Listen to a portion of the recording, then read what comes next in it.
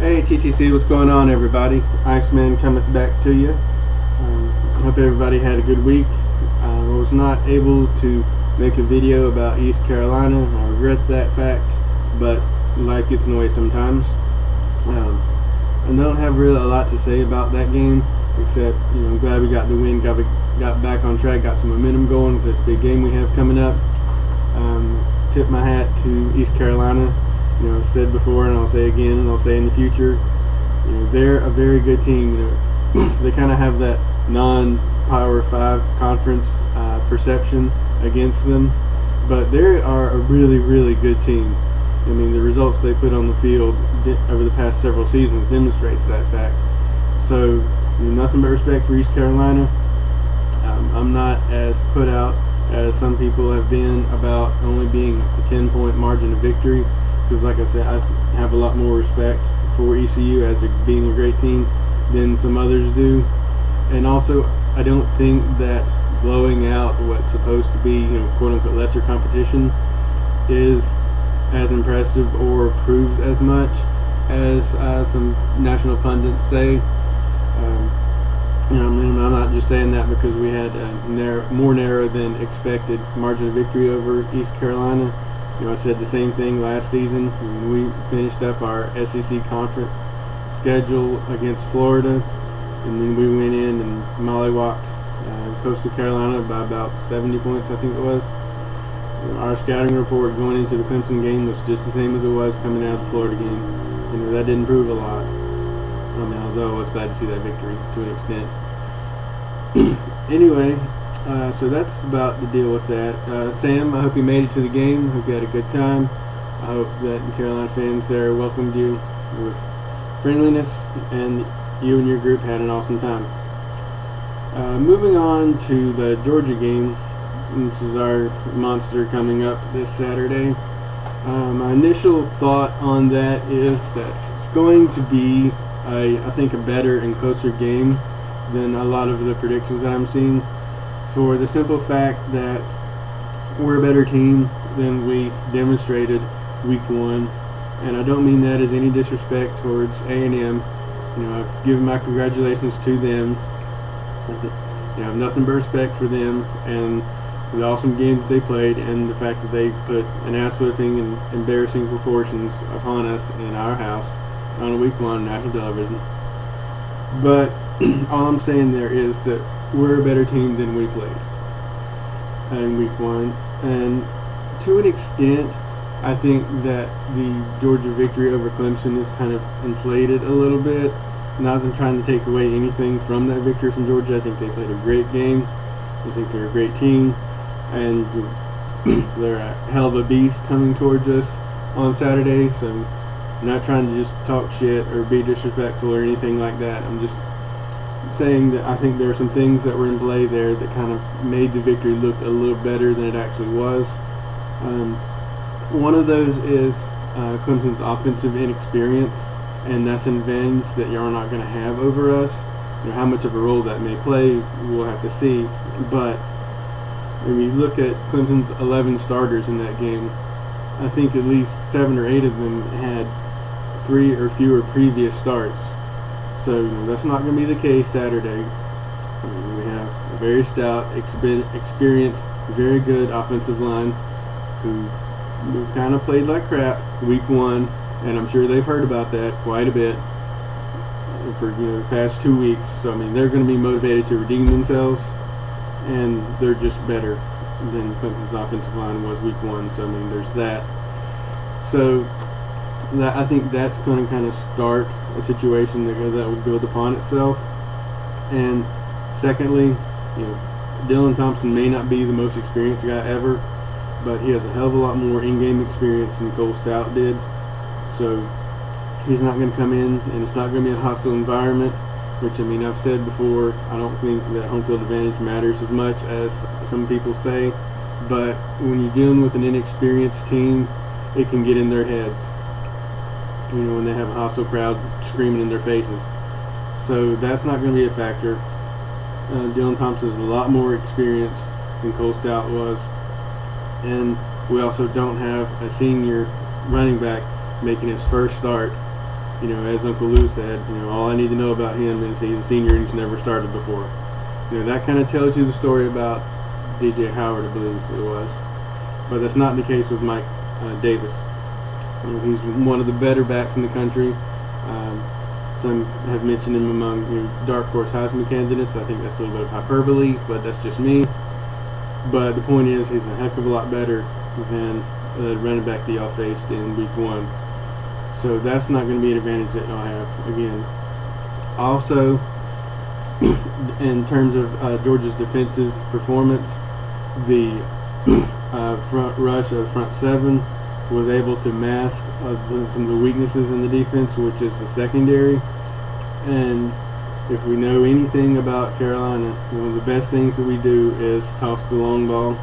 We saw that against A&M. It's one of the few things we did right, was we did get a few long touchdowns on explosive plays. So that's one thing that we're good at, and so that's a weakness that y'all have that was camouflaged by pressure up front, that I think that we'll be more able to exploit because we're going to have a better offensive line.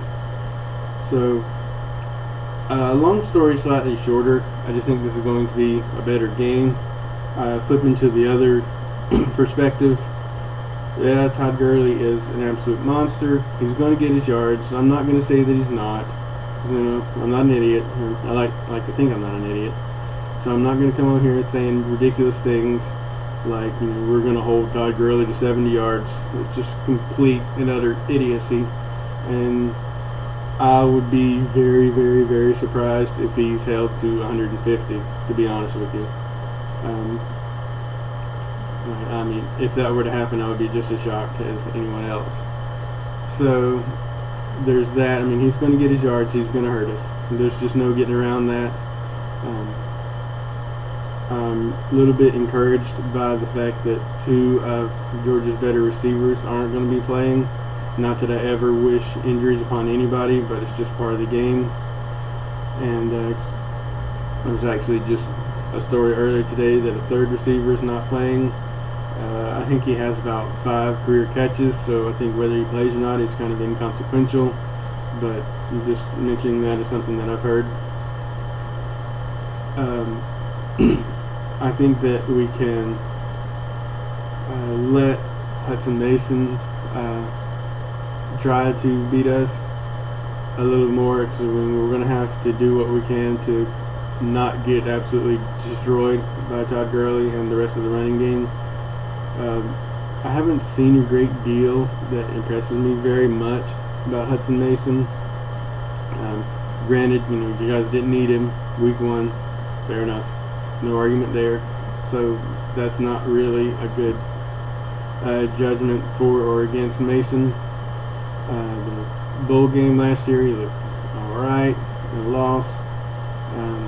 Not to put that on his shoulders, I'm saying he didn't come out and put up Aaron Murray numbers, not that anybody expected him to.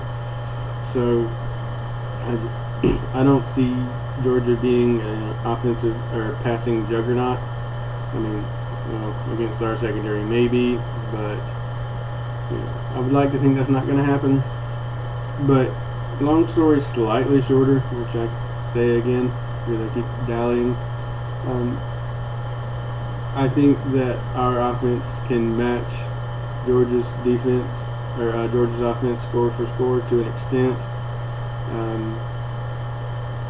We're going to get steamrolled in the running game. Go ahead and predict that.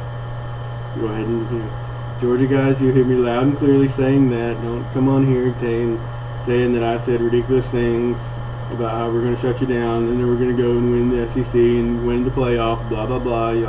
Y'all seem to want to put words in my mouth about that kind of stuff. But I'm saying we're going to get run over like a freight train. I'm just hoping that with the combination of our passing game and Mike Davis and Brandon Wilds converting third downs, if nothing else, we'll be able to keep, hopefully, Todd Gurley off the field to a much greater extent than Clemson was. And that's exactly where we want him. But again, I think that too much is being put on the A&M disaster. because we all know the one game doesn't decide an entire season as far as how good or bad a team is. You know, I'll be saying the same thing if we beat them 100-0. So it's not just homerism there. But I know Georgia guys don't want to believe that, don't want to hear it. But just think back to 2012. Y'all had a great season, and like y'all always love to remind us, 5 yards away from the national championship game. But what happened when you came to Columbia? You guys played like shit and got mollywopped 35-7. Aaron Murray's house got rolled. I'm sure quite a few hats and t-shirts were burned and or pissed on. But what did you guys do? You recovered from that, learned your lessons about why you got destroyed, and went out and ran the tables after that, for the most part.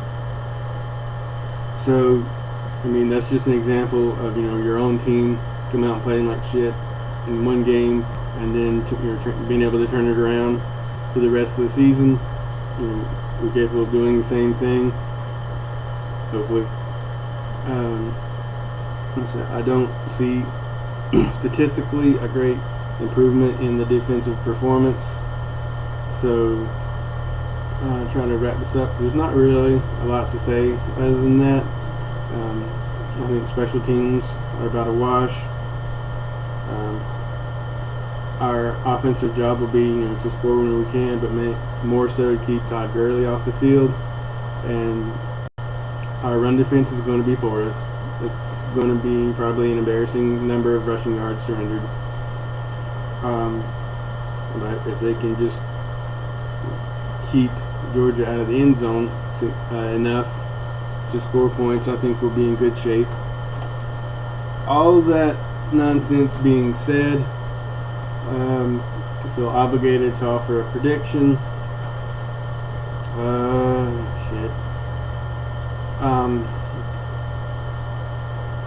I'll go ahead and say before I give my prediction that I'm more of an Onakuno type person. I don't think that it is my obligation as a fan to think that my team is going to win every single game, win the national championship every year. I mean, you kind of can't really do that when you're a South Carolina fan. It just doesn't work that way because, there's too much negative history to prove otherwise. But nonetheless, I love my Gamecocks no matter what. And so, ending all this blah, blah, blah, I think that the final score will be something in the area of 34-27. I think Georgia's going to win this one. As much as I hate to say it, and as much as our backs are against the wall, and as important as this game is to us, I think we'll put up a hell of a lot better fight. But in the end, I just think that Georgia's going to pull this one out. And I despise saying that because, again, our backs are against the wall. If we lose this game, we are effectively 3 games behind Georgia, and at least a game behind Florida, because they're going to beat Kentucky. Let's just go ahead and make that clear. But if we were to win this game, we'd be effectively ahead of Georgia because it would be 1 conference loss each, and we'd have the tiebreaker. But just with our defense being the way it is, I hope that we'll play better, at least in the passing defense. But I think Georgia's got too much for us this year. But still with Gamecock Nation 100%. I'll be here after the game, and I'll be here every other week, hopefully. But love you, Gamecock Nation. I think we're going to get beat. So, later.